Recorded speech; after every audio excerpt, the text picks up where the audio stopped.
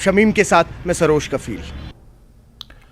आगे बढ़ेंगे। 21 जून को योगा का आलमी दिन है, जिसकी तैयारियां जोरों शोर से जारी हैं। एसएसबी की 10वीं बटालियन ने आज पोलो ग्राउंड श्रीनगर में एक मेगा योगा इवेंट का किया।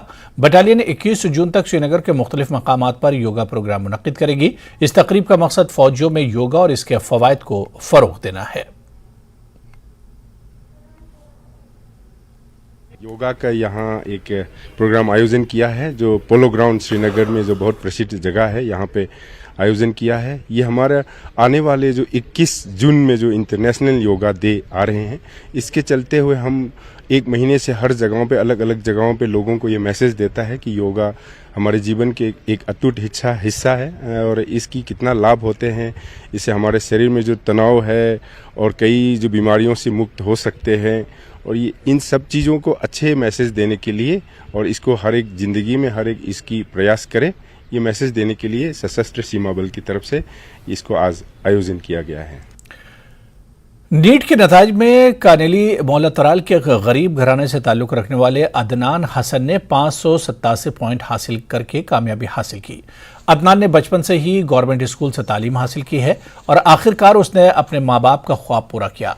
अदनान का कहना है कि उनके वालिद कश्मीरी कांगड़ी बनाकर घर की जरूरियात पूरी करते हैं। अदनान ने नीट इम्तिहान में हिस्सा लेने वाले उम्मीदवारों को सलाह दी कि ऐसे इम्तिहानात में मुश्किलात जरूर आती हैं, लेकिन लगन और मेहनत से हर मुश्किल दूर हो सकती है।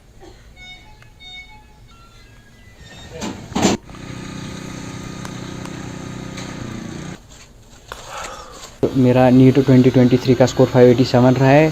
सबसे पहले तो मैं अल्लाह ताला का बहुत ज़्यादा शुक्रगुजार हूँ। उनका ही ये फजल और करम रहता है एक इंसान के ऊपर, जो उन्होंने मुझे इस कामयाबी से नवाजा।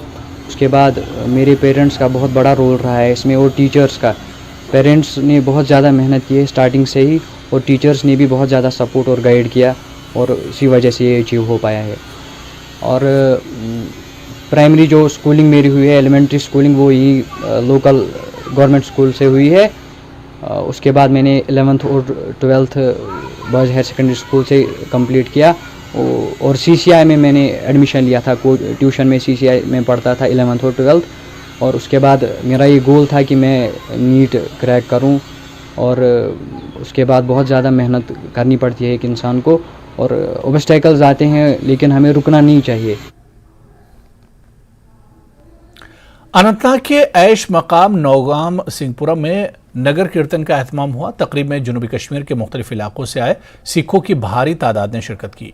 नौ तामीरशुदा गुरुद्वारा साहब में शब्द कीर्तन भी हुआ और मुल्क की खुशहाली और कश्मीर में क़याम अमन की खास दुआएं की गई। इस मौके पर मकामी मुसलमान भी मौजूद रहे और सिखों को नेक ख्वाहिशात पेश की।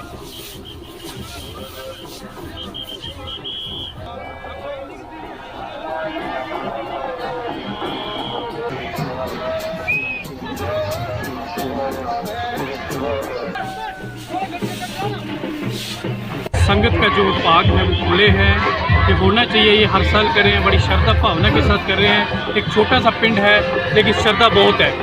हम इनका बहुत बहुत तहे दिलों धन्यवाद करते हैं। सारी संगत का बहुत बहुत जी आयन आखते हैं। फिर एक बारी मुड़ संगत का धन्यवाद। इतनी को बेनती है प्रणाम करो। वाहिगुरू जी का खालसा, वाहिगुरू जी की फतेह। ये जो नगर कीर्तन हो रहा है, ये पिछले 2 साल से हो रहा है। ड्यू टू कोविड तो पहले ये नहीं होता था, तो अभी जस्ट ये हो रहा है, क्योंकि इस दिन जो है नौगाम जो गुरुद्वारा है, गुरुद्वारा ए, उस दिन इसकी इनॉग्रेशन हुई है। उस दिन ये गुरुद्वारा बना हुआ है, तो उसके बिहाफ में ये नगर कीर्तन हो रहा है। तो इसमें मतलब हर एक बंदे का इन्वॉल्वमेंट है, वो चाहे डीसी साहब हो या यहाँ की पुलिस या जो भी, उन सब ने यहाँ पे प्रॉपर इन्वॉल्वमेंट दिया है।